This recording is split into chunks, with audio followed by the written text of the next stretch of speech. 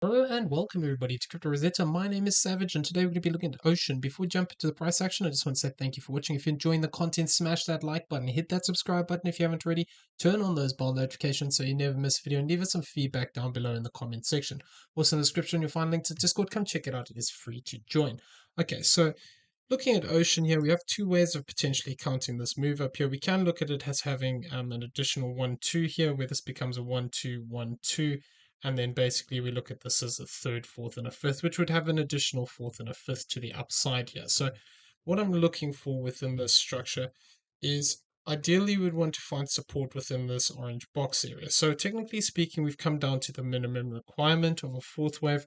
However, it would be neater to come down a little bit lower here towards this 382, which would actually be this 34-cent range. So we can see that this move currently, if I had to take it into this point, the 1-to-1 would actually be this yellow line here, this 35.73. So that would be a zone we could actually look to move down to. If we do move down one more time here, effectively what I'd be looking for is a potential that this is an A wave, this is a B, and then we're looking for that C wave to the downside. So looking at this move here, if you wanted to look at it as an impulse, we'd have to say that it would potentially still be within the third wave here.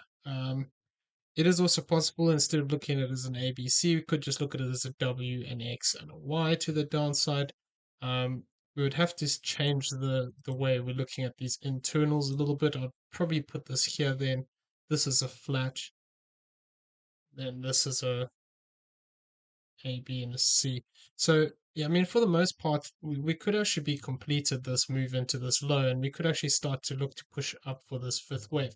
So if we did actually push up from this current location and we didn't go down, what I'd be looking for would be potentially the 70.67 to the 62.37 range. So within this, we'd have to obviously monitor the wave structure here.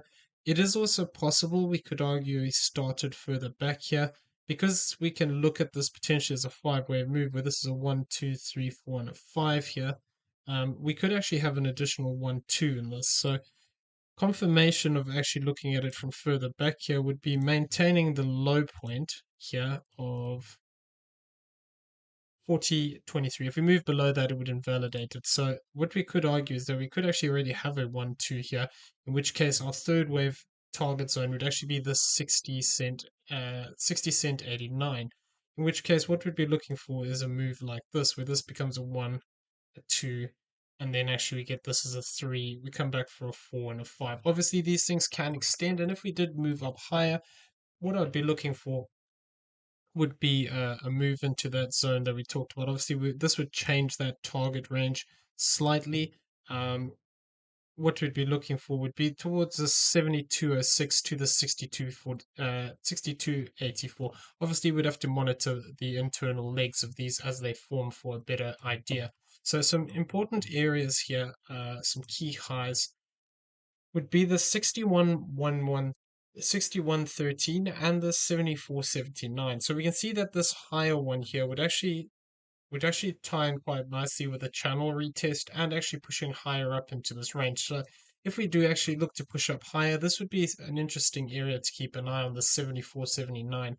That could be a zone that we could actually look for rejection. So this would be looking for a direct move to the upside here. It is, however, also possible that we are still within this fourth, and we could look to actually come down a little bit more here. Like I said, we've come down to that sort of minimum that I'd like to see, but ideally, I'd like to see it come down a bit more and potentially look to test this channel line again, or even come into the zone of this previous structure here. Looking for this fourth wave retest of this 34 would be the ideal situation here. Well, that's what I'd ideally want to see. We can also see the potential, we've got a three-wave structure down. If we want to look at it as WXY, this could then be an A wave. We come up for a B wave, and then actually we look to push down one more time, and we face rejection in this zone here of this 46.08 to this 48.99. The highest would really want to come as this 854 as a B wave. What we would want to see then is looking for this move, and then if we're going to look for an ABC pattern here, what we'd be looking for is basically this is an A, this is a three wave, and then looking for that five wave drop to the downside. This can also be in three waves, But effectively, what they'd be looking for, if I throw this onto here and we hypothetically say we came up to this 50%, a 1-to-1 would actually bring us down to this 37.23. So it wouldn't quite be that 1-to-1 we were talking about earlier, the 35.54, which would be closer to this 34-cent range. Ideally, I'd like it to come down there, but it's probably not going to do it. We'll have to just wait and see.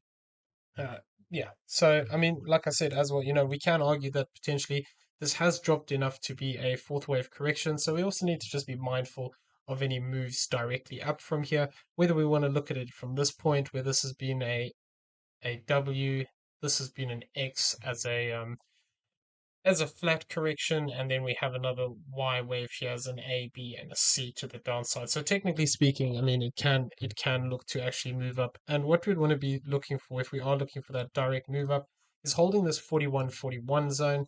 And then we'd want to start to see good five wave structure playing out to the upside, something like this, potentially coming and retesting these highs for the fifth of that first wave, and then actually looking to progress to the upside from that point after finding support back in this zone again. So really, if we want to look for bullish potential here, we wouldn't really want to lose this 41.41. Though, like I said, we need to be careful that we could actually come lower down. So the other way that we were looking at this move is without the extension. So all the key difference here is really that this one has an additional fifth wave, the one that we looked at previously. The other way of looking at this would just be that this whole move here has been a wave one and a two, and then we have basically this is a third wave into here, looking for the potential of this fourth and this fifth.